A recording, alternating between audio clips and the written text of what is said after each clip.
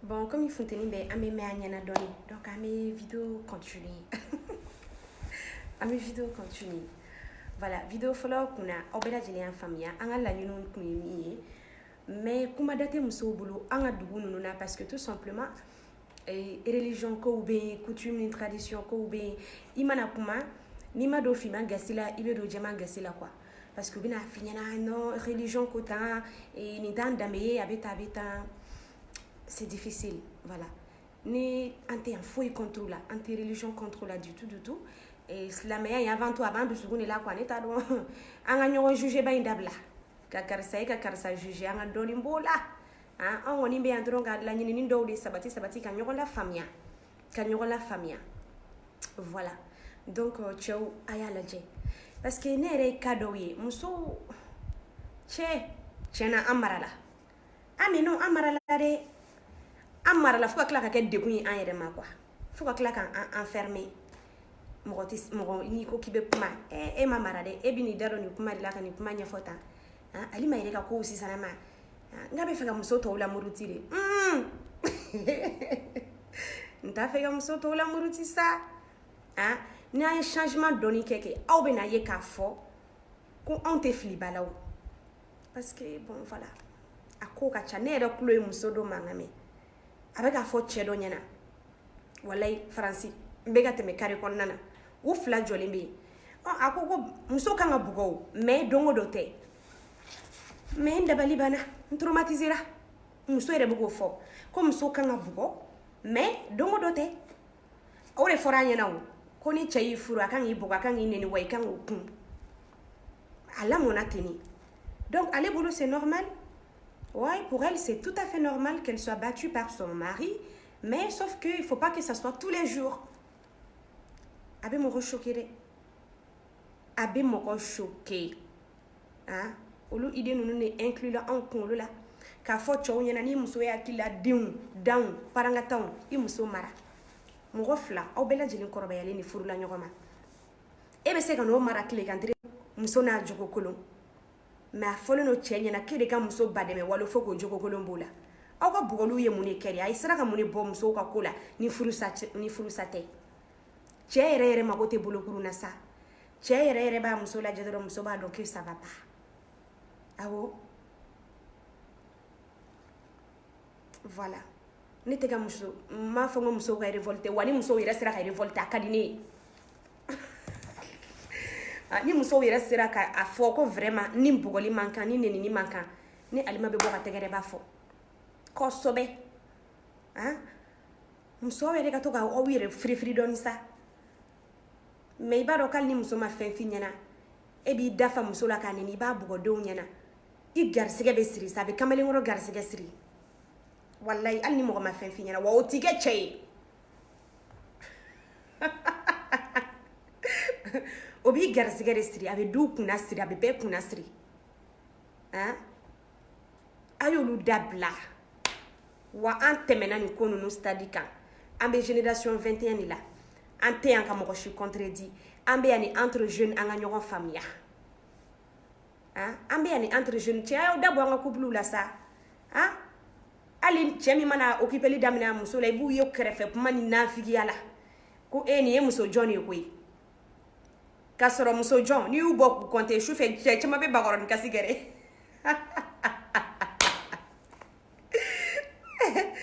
soufe chema be bagoron kasigere meni muso mi ni chemi ko kabala neke ka muso occuper muso la ni mo terke nafigu wulile ka dugumine karsa ayo muso de be go mara wala ni balima ke so muso ki mara ibe shi jansoro so muso ki mara ibe shi jansoro fefe bu danga nangana abe che fefe daba ya kumalake ube bagoroni kasige choufe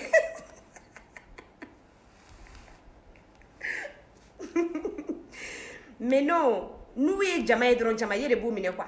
bébé fait gaïra connaît ouais c'est moi l'homme c'est toi l'homme et alors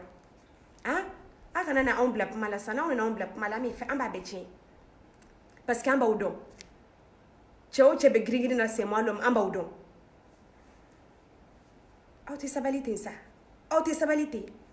aga fien boda di muso nunuma ni muso ma lafia dute lafia sigida te lafia jamana te lafia ka muso kɛ bolokɔtɔ fɛn ye dɔw yɛrɛ ka du kun kan ko kuma bɛ sigi muso tɛ wele a la ni dɔ ka du kun kan ko kuma bɛ sigi ko muso tɛ wele a la ko musow ka kuma tɛ yan n'aw m'an da don a la a tɛ ɲɛnabɔ u bɛ sɔrɔ ka tila dugu tila fɛ sa ka taga anw ɲininka ko k'e hakilina kun ye mun ye nin na ka sɔrɔ ka bakɔrɔni kasi daminɛ i bɛ ɲininka jama ɲɛna de kɛ e bɛ maloya k'i muso ɲininka cogo di i bɛ n wele n ka na n sigi de o tɛ marabaliya ye sa n bɛ n sigi n bɛ n hakilina fɔ n bɛ wuli bonya ni karama kɔnɔna na mais c'est ça dɔw b'u ka jɛnatigɛ fɛn bɛɛ kɛ u n'u muso tɛ kuma u n'u muso tɛ baro kɛ u n'u muso tɛ communication kɛ a ye sabali sa a ye sabali an t'o tile la i b'a ye o terikɛw de b'u ka fɛn bɛɛ ɲɛnabɔ o tuma e terikɛ ye cɛ ye ka tɛmɛ i kan terikɛ de b'a ka fɛn bɛɛ ɲɛnabɔ ala muso n'a muso mana kɛlɛ i bɛ nin fugarikɛ in de wulilen ka taga terikɛ ɲini ka kɛ kasi ye e terikɛ ye cɛ de ye ka tɛmɛ i kan i yɛrɛ k'i occupé i ka famille na sa i ni muso ka nin dɔw ɲɛnabɔ a y'an tɔɔrɔ a ye sabali sa a ye sabali musow n'an fɛnɛ ko cɛw ka sabali kɛ il faut k'an yɛrɛ ka ɲɔgɔn minɛ n'i ye muso dɔ ka malheur ta k'a lajɛ dɔrɔn i b'a sɔrɔ muso dɔ dogolen b'a kɔfɛ n'i b'i ka furu la n'i buramuso ko k'a ɲɛ tɛ da i kan ale de b'i cɛ kɔnɔna surugu fo k'i n'i cɛ nege bɔ ɲɔgɔn na i bɛ taa muso ka malheur muso de b'a kɔfɛ walima i b'i ni mɔgɔ muso ni nanfigi ninnu ye an tɛ karisa fɛ an yɛrɛ bɛ ka min da ɲɔgɔn kan cɛw fɛnɛ tɛ k'o d'an kan mais bi an bɛ cɛw de ka ko la arankin tɛ yen ne balimakɛw mais a y'a dɔn k'a fɔ ko fangajala in de tɛ marché minɛ i muso bila lɛnzi la i bɛ cɛ dɔw ye sɔgɔnɔ la i b'a fɔ ko joli ka b'u ɲɛ la confinement de daminɛra o Chacha y'a sɛbɛn sa ko confinement k'a bɛ taga fangajalan sigi aw musow da la sɔgɔnɔ la o ma aw bali aw ka sunkurun tigɛ la de a y'aw si bɛɛ kɛ sunkurun tigɛ la fo ka na se confinement ma donc n'aw bɛ sɔgɔnɔ la a ye yɛlɛ sa a n'aw denw yɛrɛ tɛ ɲɔgɔn dɔn a y'aw denw nɛgɛ aw ye baro kɛ a ye ɲɔgɔn dɔn c'est le moment aw kana ɲinɛ k'aw tɛgɛ ko safinɛ la aw ka tɛgɛdi ninnu dabila aw ka bisuko ninnu dabila temiyɔrɔ ko ninnu aw ka dabila ni bana in donna a bɛ kɛ tiɲɛni parce que an tɛ se k'a kunbɛn fɛn kelen min bɛ se k'an tanga bana in ma o y'an yɛrɛ ka comportement ye i b'u ye i bɛ cɛ dɔw ye kɛnɛma nisɔndiya dan awɔ c'est les mecs les plus cool mais une fois à la maison ils deviennent des monstres pourquoi ça sert à quoi au contraire n'aw bɛ yɛlɛ musow fɛ ka musow bila lɛnzi la dɛ musow b'aw sago kɛ an b'aw sago kɛ heure bɛɛ an b'aw sago kɛ heure bɛɛ awɔ mazoya ka ban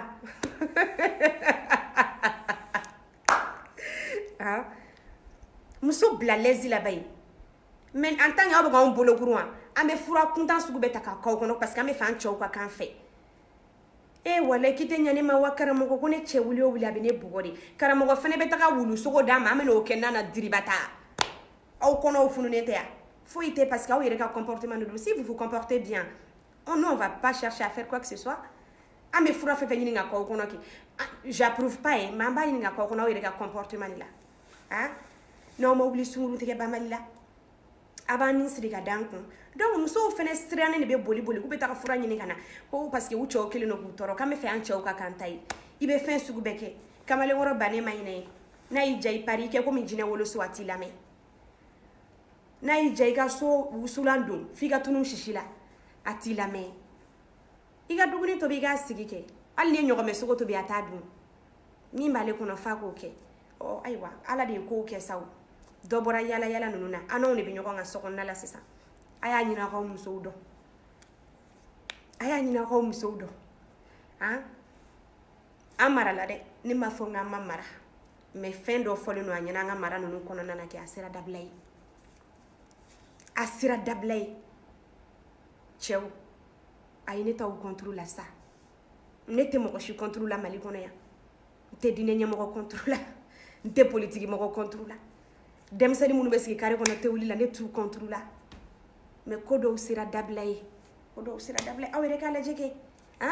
i muso kɛ tan i muso dɔn tan i muso bɔ tan a b'a ta i ka dabada ma a lajɛ kɛ i muso sera ka mun ta i ka dabada ma i bɛ pɛrɛn-pɛrɛn fu la pɛrɛn-pɛrɛn fu mais i ma se k'i muso régler i ma se k'i ka denbaya régler wa denbaya tigɛlen don i la n'i nana so kɔnɔ kɛ e ma ye cɛ dɔw b'a daminɛ pɛrɛn-pɛrɛn ni ɲɛkun ye a tɔ la hali n'u ye sankolo fɛnsɛ dugumakolo kan musow tɛ bɔrɔnse ya parce que u b'a fɛ ka ni ya ni anw tigɛra nin na koyi a bɛ tila nin kuma la a b'an sɔrɔ so kɔnɔ ka taa bakɔrɔni kasi daminɛ a bɛ tila nin pɛrɛn-pɛrɛn bɛɛ la a bɛ tila ka ne sɔrɔ so kɔnɔ ni i ka autorité banna sa cɛ kuma yɔrɔ man ka caya cɛ da pɛrɛn-pɛrɛn non o man ka caya o i sigi k'i muso la sigi mɔgɔ tɛ samara don k'a ka so kɔnɔ ɲinɛ magɛn ni su sera araba konjo la tan ni mun ɲuman a y'aw sigi a ka kuma karisa ye nin kɛ a ma diya n ye o kɛ n t'a kɛ tuguni muso bɛ nɛgɛn wa muso bɛ sɔn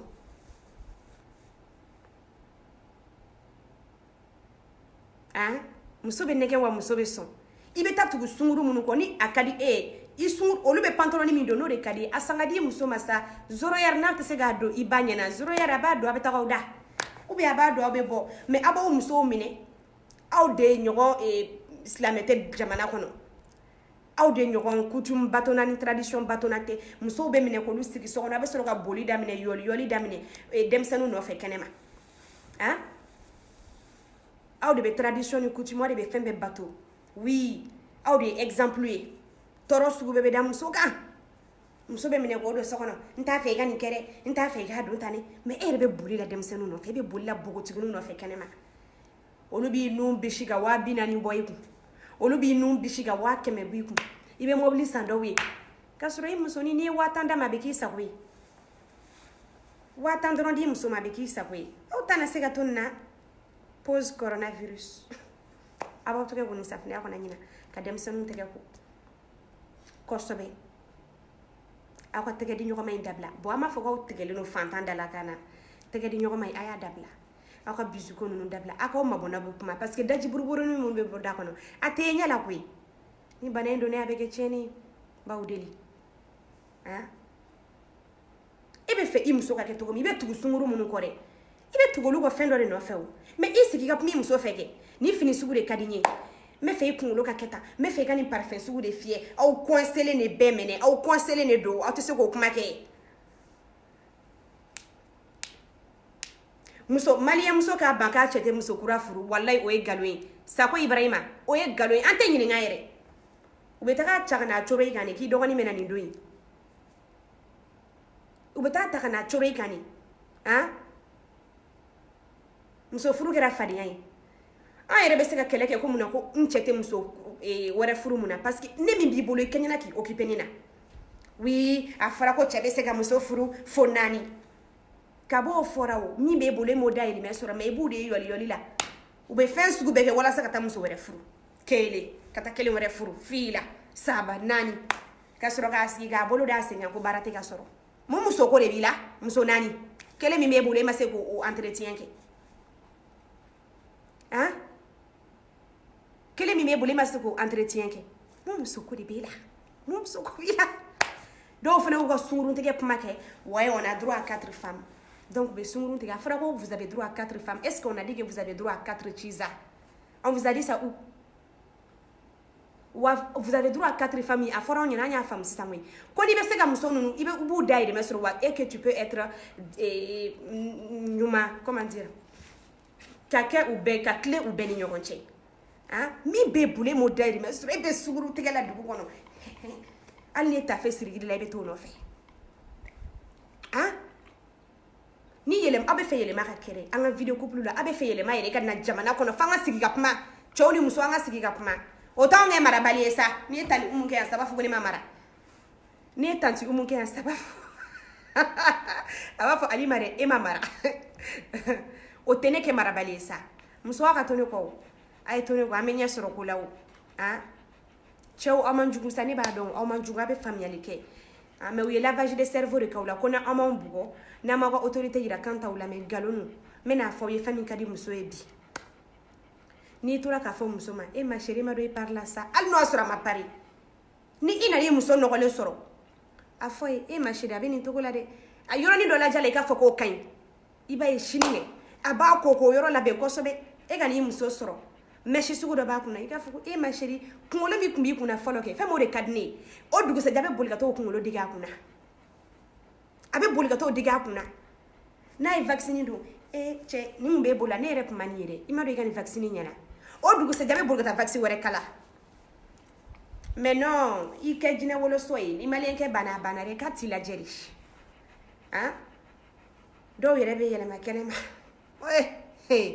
u bɛ sɔrɔ k'o bɛɛ turu da ko muso n'an ko k'an b'an furu sa i sigi sa i k'i muɲu ka sabali tɛ ne de bɛ muɲu ka sabali ne de bɛ bonyali la bɛɛ cɛ sen nɛmu cogo min b'a somɔgɔw sen nɛmu ten mais fitiri wale fitiri fasaka t'o dɔn ne ye ni n ko n bɛ furu sa k'i sigi k'i muɲu mais i muɲu nkalon kan i bɛ kɔnɔ ta o maɲumako la ka jigin o maɲumako la o den bɛ kɛ den bɛɛ ti den wololen de parce que den kunkolo tɛ se ka dayɛlɛ intelligence tɛ na den na kun fɔ yɔrɔ t'an na n'an ko k'an bɛ kuma ala sa a ye ala minɛ sa ala yɛrɛ m'a fɔ ko mɔgɔ ka tɔɲɔ sa muso dɔ kɛra aw ta in na a y'a furu sa kɛ an tɛna association kelen ka taga an sigi k'an ɲɛ wɛrɛ ɲɔgɔn na furubaliya ma fisa ni nin ya aw tɛ foyi bɔ cɛw bolo foyi tɛ bɔ cɛw bolo Mali kɔnɔ yan nɔ ni cɛw ye min kɛ ala de y'a kɛ bɛɛ ɲɛ wɛrɛlen bɛ musow de la muso y'a dun ta muso y'a bɔ ta muso y'a dun ta muso y'a bɔ ta aw t'an fan fila bɛɛ mara musow ka mara kan ka kɛ video couple la cogo min cɛw fana kan ka mara video couple la ten tɔ mais muso dɔ kɛra sa dɔ kɛra an mana wuli o la k'an bɛ kuma ala minɛ sa i k'i sigi i denw bɛ barika n den tɛ se ka barika nkalon kan n den tɛ se ka barika nkalon kan non dusukasi bɛna muso faga o den tɛ barika parce que hali n'a ma fɔ a da la a tɔɔrɔlen don o den tɛ barika cɛw fanga in tɛ marché tuguni n'aw bɛ fɛ kɔni an ka couple ka mɛn ba la a ye daw bɔ a la a ye nafigiw daw bɔ a la a ye nafigiw daw bɔ a la a ye nafigiw daw bɔ a la aw ka couple aw k'aw sigi ka kuma a k'aw fila cɛ dɛ an bɛ ka ɲɔgɔn musaraka ka ɲɔgɔn nɛgɛ fɛn min bɛ muso ni cɛ kɛ ala de y'a sabanan ye aw tɛ sini u fɛ o muso ni cɛ fila de bɛ chambre kɔnɔ wa muso ni cɛ fila de dalen don aw kɔni ta ye aw bɛ min ye aw b'aw da don o de la an bɛ ka ɲɔgɔn nɛgɛ muso ni cɛ cɛla kɛ ala de y'a sabanan ye ala de y'a sabanan ye donc aw bɛ min ye kɛ a b'o de ye o ye kɛnɛmala de sokɔnɔna e t'a ɲɛdɔn muso bɛ effort min kɛ foyer ko la walahi aw t'a ɲɛdɔn parce que furu ka di maliyɛn muso ye maliyɛn muso bɛ siran kuma ɲɛ maliyɛn muso bɛ siran da ɲɛ maliyɛn muso bɛ furu sigi furu la ka préférer ka bɔ ko ni n bɔra ko mɔgɔw b'a fɔ tan ko ni n bɔra ko n ba bɛ malo ko ni n bɔra ko n fa bɛ malo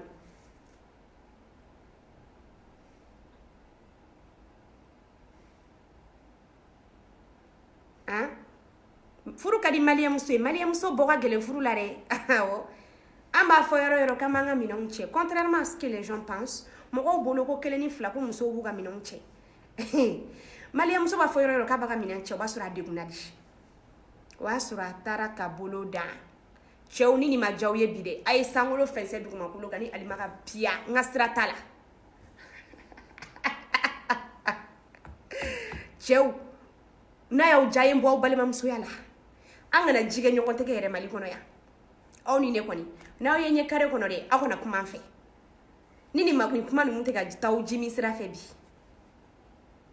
ni nin kuma ninnu tɛ ka taa aw jimi sira fɛ aw ye haramu aw kan bɔ aw ka balimamusoya la wa an yɛrɛ t'aw ka balimamuso ye san'aw ka ne haramu san'aw ka ne bila ne b'aw bila san'aw ka ne bila ne b'aw bila dɔ kɛra aw ta in na musow comme an bɛ confinement na on en profite pour parler an ka baro kɛ cɛ ninnu u mɛnna an kan ka ni musow bila ɲɔgɔn na a t'aw occuper aw ka denbaya la cɛ dɔw yɛrɛ t'u ka denw ka ɔkɔli ko dɔn u t'u ka denw ka éducation kalama u bɛ sɔrɔ k'u sigi sa muso de kan k'i janto denmisɛnninw na muso de kan ka janto denmisɛnninw na k'i bolo b'i denw ka éducation ko la pewu tɛ foyi la marachage yala gɛrɛw ni ɲɔgɔn cɛ musomaninw nɔfɛ quand ça l'arrange tuma min na a bɛ sɔrɔ ka n'i sigi k'a ɲɛ wɛrɛ ko muso de kan ka a janto denw ka éducation na e tun bɛ min den ka éducation bɛ se ka kɛ ba dɔrɔn ye cogo di i b'i sen kan ni fɛn fɛn y'aw diya o kɛ bi ne tɛ siran o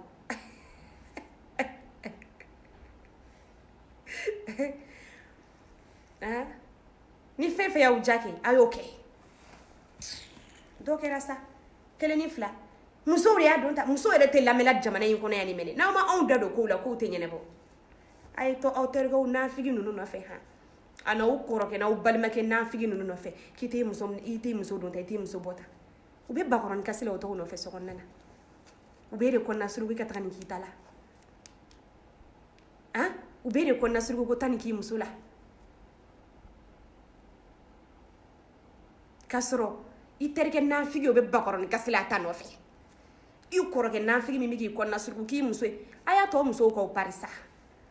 e ko k'i muso tɛ labɛn ka nin don e bɛ kɛnɛmamɔgɔ musow nɔfɛ o la ni min ka di y'a sa e muso ye a b'a dɔn a b'a pari a b'a bila kuru la a b'a d'a kan surtout an bɛ confinement ko mun préparé tɔ filɛ mais aw bɛɛ bɛ na aw musow valeur dɔn san e n'i y'a mɛn i bɛ bɔ ka taa sunkuru nɔfɛ bɔ sira de dir'i ma bɔ kɛ polisiw bɛ kabako da i ka dugu kɔnɔ ka bɔ ka taa sunkuru nɔfɛ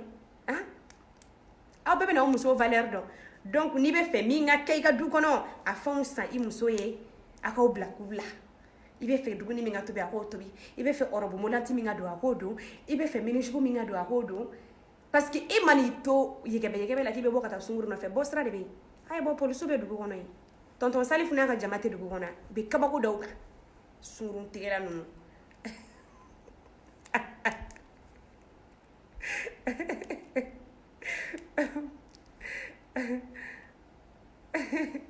a y'aw musow nɛgɛ an bɛ se ka sigaw ta in na an ka taa commentaire la sisan komi n tilala kuma la Adama Kamara ko ma femme elle m'a insulté j'espère que neni ko kuma de don muso bɛ tigi neni yɔrɔ yɔrɔ Amara Kamara a y'a ye e ɲɛ de la muso b'i neni mun na a y'a yila de kɛ muso bɛ e neni cogo di kabi furu daminɛ a bɛ bonya de sigi o i bɛ n bonya n b'i bonya de don wa an ka commentaire dɔɔni kala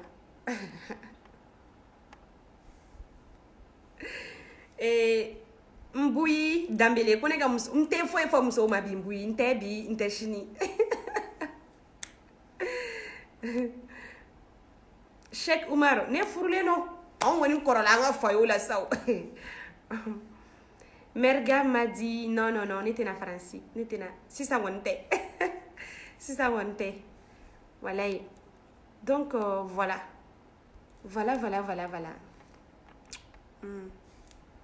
Comme mon mari va me boxer aujourd'hui, a ka kɔrɔbɔ muso min bɛ ci o tɛ ne ye koyi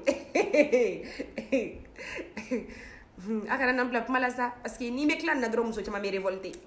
a y'aw pɛrɛn dɛ cɛw a y'aw pɛrɛn dɛ dɔ kɛra aw ka manamana ko la an t'a la on dit non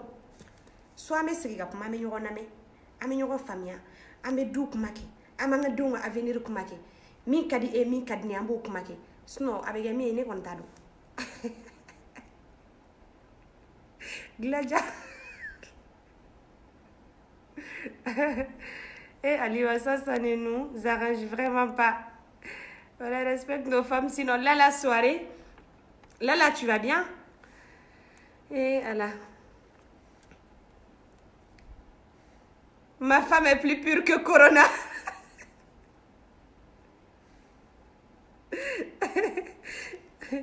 Moi, je pars de ici, Daouda Sako. Daouda, ni taraka boya otere. Kana kuma ne yɛrɛ alima fɛ.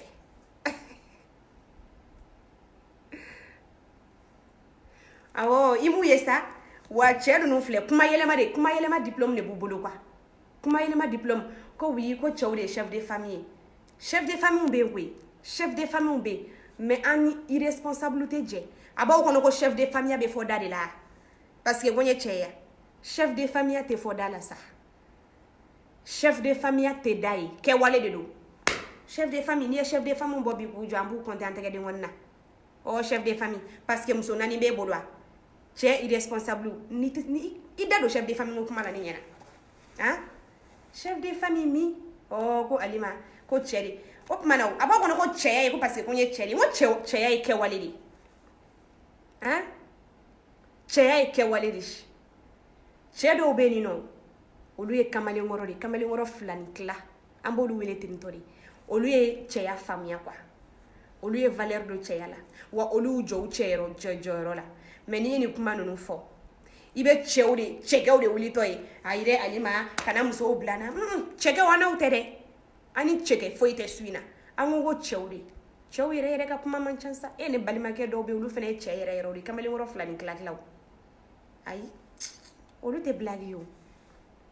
mais ni ko kibe kuma dron ibe chégew wuli toy quoi alima ibe feka muso ladimi alima ibe feka muso blana aisa na me kuma ni chéri mais ma chégew fo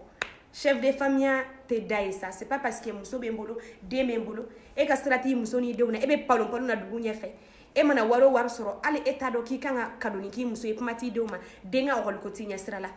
i muso be torogo la wala sana de nga dugu ni e be se kana i joki nya wara ni alimanyela ke be chef de famille ko fone nyana na to ko sorida ta to ani choka barokea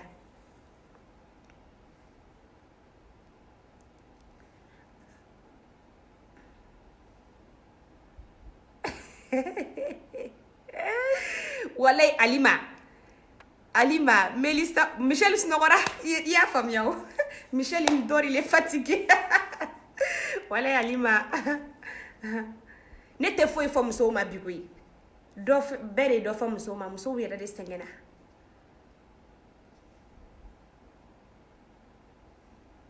Il y a pas de s'il y a pas de chou, il y a pas de respect. Je comprends pas. Fatoumata Diallo, pourquoi tu regardes pas mon commentaire? Je vois maintenant. Fatoumata, t'avais dit quoi?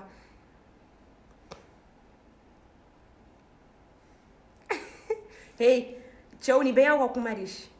Tantan boulot. Suina koni, ambakane. Hein? Chi, dokera oteina. Aywa. Ante suina barublea. Anga suina barublea. Ne koni bi bele badu awla. Wani bi obe 2020 ni bi wa minga jugun no mastabali ngulo wuli so ma da fe me video ko ka chenu ngulo wuli me video ko ka so abata ni alima ka da badama so ngulo wuli me video ko ka awo chew abaga were senga chenu nga commentaire utika kololo da muso ka ne de ko ngonte pma ne de ngonte pma muso nte fe fa muso ma bi muso senga na koi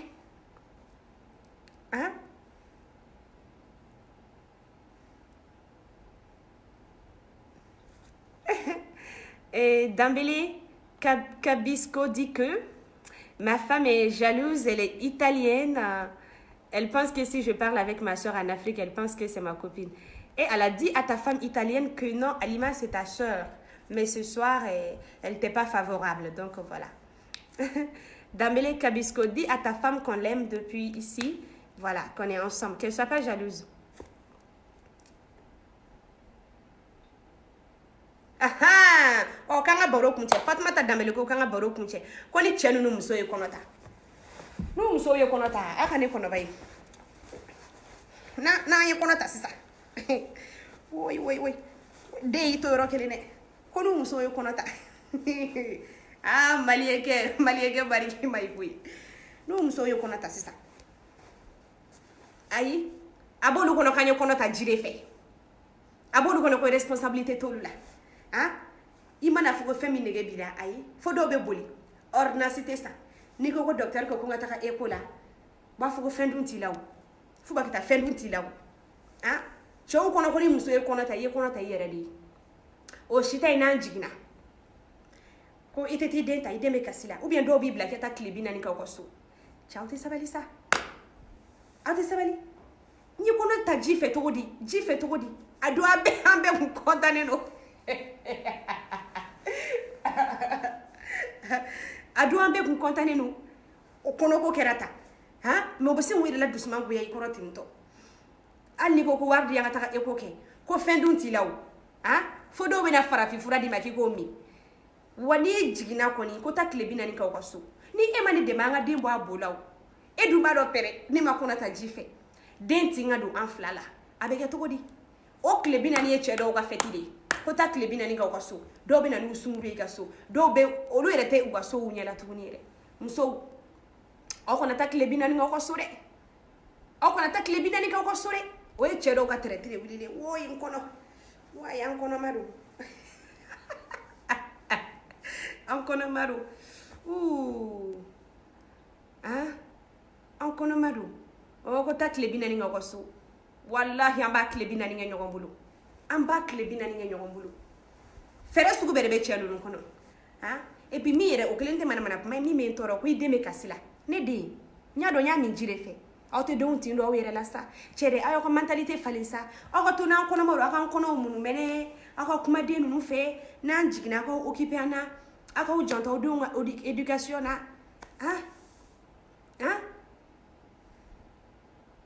aw k'aw janto denw ka éducation na aw ka to k'an kɔnɔw munumɛnɛ aw ka bisu k'an kɔnɔw la aw ka to ka bisu k'an kɔnɔw la n'o kɛra aw b'a ye den yɛrɛ bɛ to panpanni na parce que den kɔntannen don couple kɔntannen don mais wala i bɛ kɔnɔ ta maliyɛn kɛ n'i kɔni ye kɔnɔ ta maliyɛn kɛ bolo furu kɔni na i sara se b'an ye wa ni se b'an ye an t'a ta tellement que u bɛ ko da i kan kuma dɔ la a bɛ kɛ komi i dusukun ka bɔ a bɛ kɛ komi i dusukun ka bɔ i kɔnɔma don o t'i bolo bɔ baara la o t'i bolo bɔ foyi la a balima aigrilen ninnu olu ka dusukasi b'i kan ale yɛrɛ bɛ na so kɔnɔ ayi ala tɛ fɛ k'i y'a ɲɛ la e dun de ye kɔnɔ da la wayi n den woyi n kɔnɔ e bɛ kɔnɔ da muso la ka sɔrɔ k'i ɲɛ tɛna ko ye fura sɔngɔ tɛ se ka fɔ ye foyi tɛ se ka fɛn ɲɛna o bɛ sɔrɔ ka to e t'i den ta n'i jiginna kɔni a fo bɛ perese i ka jigin taa tile 40 k'aw ka so n tɛ de na ka taa tile 40 k'an ka so dɛ n bɛ yɛlɛma an ka so n tɛ segin tuguni ni a tile 40 an b'a teriki tɔrɔkɔ kɛ ɲɔgɔn fɛ an b'a teriki tɔrɔkɔ kɛ ɲɔgɔn fɛ mun bɛ ne la k'e bɛ ɲugun o la mun bɛ muso la k'e bɛ ɲugun o la aw ye fɛn bɛɛ partager mun de bɛ ne la k'e kan ka ɲugun o la de anw tɛ ɲugun aw la o mun de bɛ ne la k'e tɛ se k'o supporter n'i bɛ muso jɛlen fɛ i kan ka k'a nɔgɔlen fɛ n'a nɔgɔ kɔni ye bana ye kɔni i kan ka k'o fɛ muso jɛlen e t'a fɛ e m'a jɛlen e ka kɔnɔ da la n'a jiginna a t'a fɔ ko ka taga dun ta ko k'a ka taga sanuya o ka so e kan ka dɛmɛ a ka ɲɔgɔn sanuya de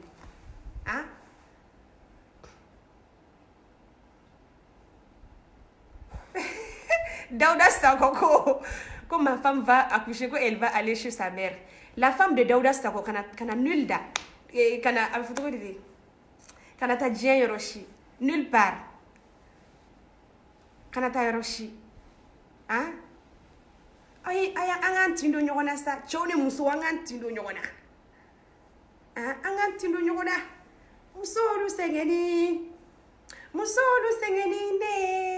Musolu sɛgɛnni de Maliba musolu tɔɔrɔ la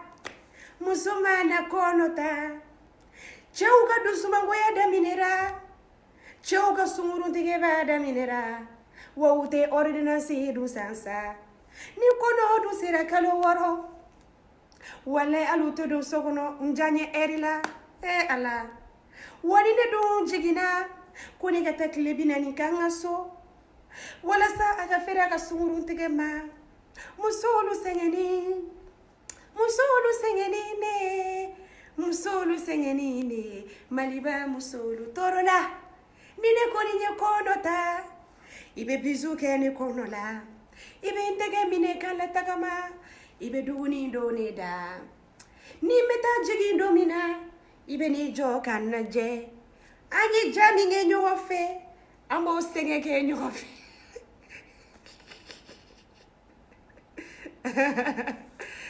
ala o kuma na a y'aw tɛgɛ ko safinɛ la a k'aw tɛgɛ di ba in dabila n jiginna sɛgɛnna ni y'a finina ma ye yɔrɔ a yɛrɛ yɛrɛ kɔni bɛ mɔgɔ sɛgɛn an k'an tɛgɛ ko safinɛ la a ye denmisɛnninw tɛgɛ ko safinɛ la voilà donc an bɛ ɲɔgɔn bolo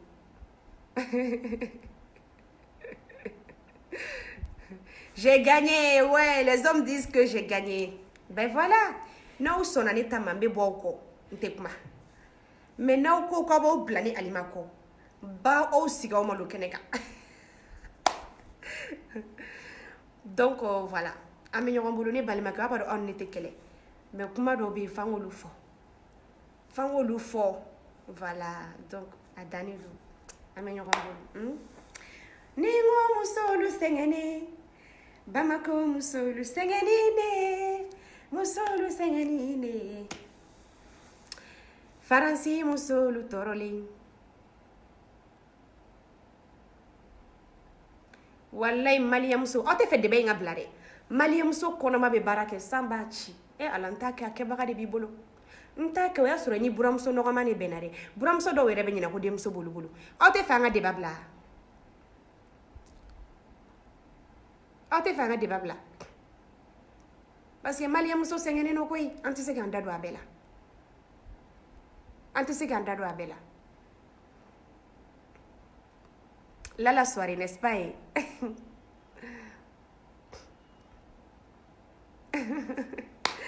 maliyɛn muso sɛgɛnnen don koyi an k'a ja ɲɔgɔn bolo an k'a lajɛ an tɛ se k'an da don a bɛɛ la hein donc voilà a k'an bɛn komi confinement don an bɛ nin débat ninnu continuer n balimakɛw n b'aw fɛ fo yɔrɔ min